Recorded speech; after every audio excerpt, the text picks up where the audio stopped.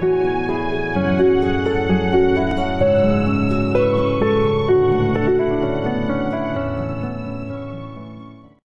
성공으로 가는 귀농귀촌 로드맵, 귀농귀촌 성공 전략.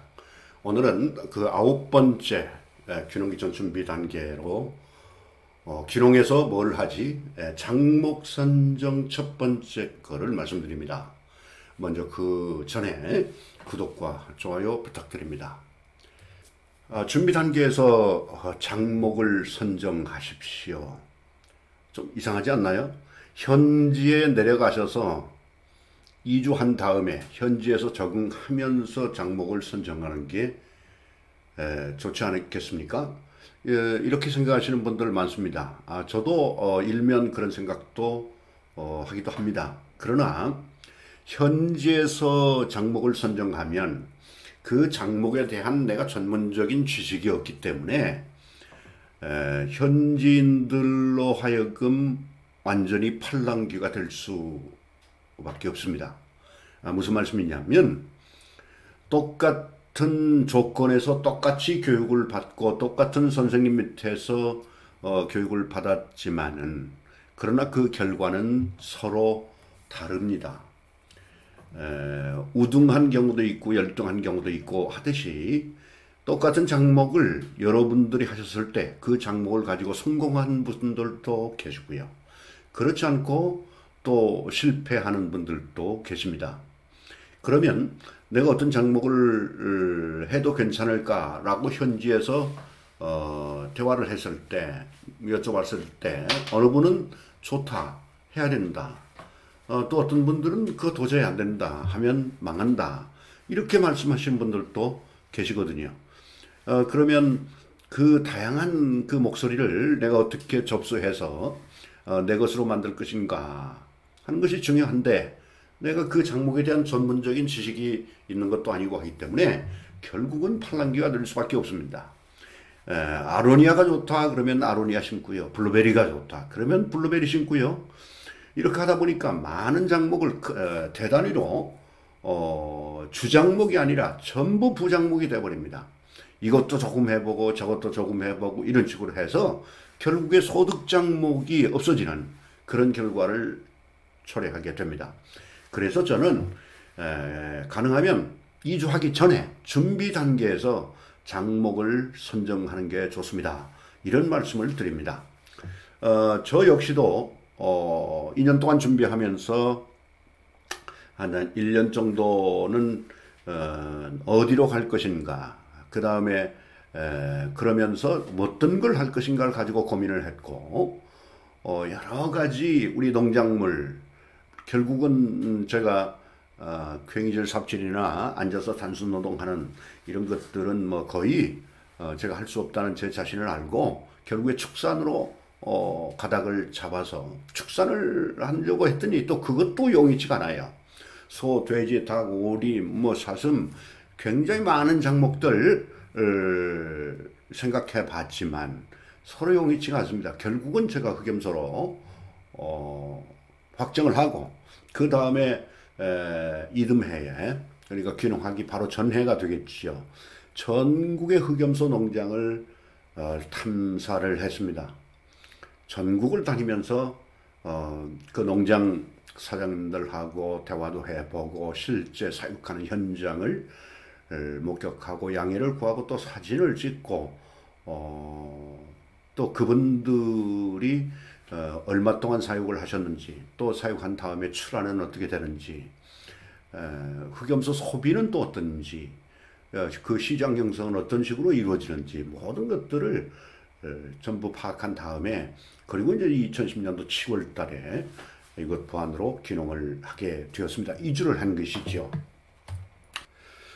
다음은 이제 각종 정보 수집 후에 장목을 선정하는 게 좋겠다. 연도별 가격 동향 등을 봤으면 좋겠다. 이런 말씀인데요. 주장목과 부장목도 함께 설정했으면 좋겠다는 말씀입니다. 무슨 얘기냐면 우리 도시민들도 TV 화면을 통해서라든가 많이 접하게 됩니다. 어디에서 어느 지역에서 트랙터로 밭을 갈아엎는다. 올해 마늘값이 폭락을 해서 수확하는데 인건비도 안 나오니까 이걸 좀 갈아엎고 있습니다. 뭐 이런 보도를 우리가 가끔 접하게 됩니다. 제가 농촌에 내려와서 실제 그 현장을 보니까 올해 마늘값이 폭락했다 그러면 우리 농가들이 내 눈에 흙이 들어가기 전에는 이제 마늘 안 한다, 이런 말씀들을 하십니다. 그렇게 되다 보니까 그 이듬해에는 이제 경작 면적이 좀 줄어들 거 아니겠어요? 줄어들면 또 가격이 좋아져요. 그 현상을 또 보고서 또 한 해가 지나면 슬그머니 또 마늘을 심습니다. 그래서 경작 면적이 확 늘어나요. 그러면 또 가격 폭락이 오는 이런 현상들을 많이 목격을 하게 됩니다. 그래서 이 주기가 어떻게 되는지 이런 것들을 주기를 우리가 파악한다든가 이런 그 노력을 해야 되지 않을까, 이런 생각을 하게 됩니다. 우리가 주장목과 부장목을 반드시 선정하는 게 좋겠다 하는 것은 뭐냐면, 주장목을 했는데 용케도 그게 가격이 좋지 않다든가 이랬을 때 부장목이 이를 받쳐주는 그런 효과를 기대할 수 있습니다. 자, 그 다음은 해당 장목에 대한 확신이 필요합니다. 내가 왜 이것을 하는지, 내가 감자를 한다 그러면 내가 왜 감자를 하는지, 이것들을 내 자신이 우선 확신이 필요하다는 말씀입니다. 장목을 선택한 이유라든가 그 다음에 수확에 대한 확신, 내가 어떤 영농 과정을 거쳐서 수확을 하겠다. 또 농촌에서 가장 중요한 것은, 우리 귀농인들 입장에서 가장 중요한 것은 농작물의 현금화입니다. 어떻게 현금화를 할 것인가, 농산물 가락시장 같은데 이런데 내다 팔 것인가, 아니면 SNS 등을 통해서 내가 온라인 판매를 할 것인가, 직거래 할 것인가 하는 건데요. 우리 귀농인들은 그래도 대체적으로 어느 정도 인터넷이나 이런 데 익숙하기 때문에 SNS를 통해서 판매한다든가 오픈마켓을 통해서 판매한다든가 이런 현금화가 가능한 그런 경우입니다. 그래서 이거 어떻게 현금화를 할 것인가, 여기에 대해서 자신감을 가져야 된다는 얘기입니다. 자, 장목을 조사하게 되는데, 자, 그러면 이제 구체적으로 내가 무엇을 할 것인가 장목을 하게 되는데, 지역의 특화 장목에 대해서 우리가 한번 검토해 볼 필요가 있다는 말씀을 드립니다. 지역의 특화 장목의 이점은 상당히 많습니다. 지난번에 한번 말씀드렸습니다만, 부안의 경우에는 오디, 해풍양파, 동진감자 이런 게 유명하거든요. 그리고 많이 육성을 합니다. 자, 그러면 그 해당 장목에 대한 인프라가 많이 구성이 되어 있고 또 지원 정책이나 이런 것들이 어느 정도 확보되어 있습니다. 자, 그런 장목을 선택했을 때 훨씬 유리하지 않겠나. 우리가 그 농가 수를 파악한다 하는 얘기는 무슨 얘기냐면, 옷가게가 있는데 옷가게들이 밀집되어 있는 지역에서 장사가 잘 되겠습니까? 아니면 전혀 옷가게가 없고 우리 가게 하나만 있을 때 그 가게가 잘 되겠습니까? 어느 정도 특화 장목이 되어 있다고 하면 그 특화 장목의 농가 수가 어느 정도 확보되어야 거기서 멘토링도 받을 수가 있고 영농에 대한 기술, 예를 들어서 이런 겁니다. 어떤 방제를 한다고 할 경우에 내가 그 방제식이나 이런 걸 모르기 때문에 초비를 한다 그러면 초비를 어느 때 하는지, 또 식재는 어느 때 하는지 이런 것들을 내가 잘 모르기 때문에 옆에 농가를 보고서 그대로 따라해도 되거든요. 그래서 농가를 어느 정도 농가가 확보되어 있는지, 그 다음에 평균 영농 규모가 어느 정도 되어 있는지 이것도 한번 파악해 볼 필요가 있습니다. 그 다음에 이제 소득 규모입니다. 특화 장목이 있으면 평균적으로 얼마를 소득하느냐. 올해 같은 경우에 우리 이제 부안군 동진면에 보면 동진감자가 있는데요. 동진면 바로 또 연접된 면으로 개화면이 있습니다.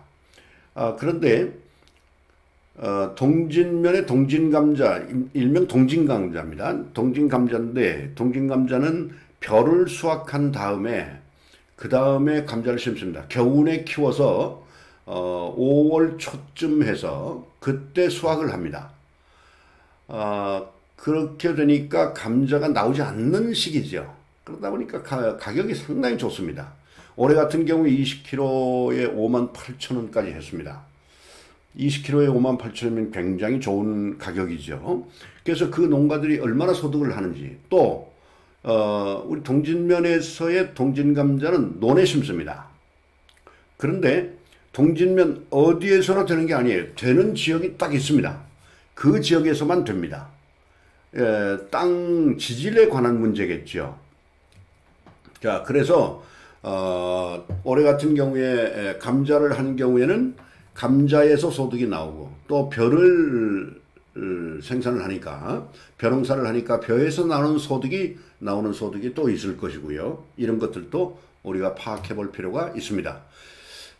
지역 내에서도 전부 권역별로 전부 달라요. 말씀드린 것처럼 동진에서는 동진감자입니다.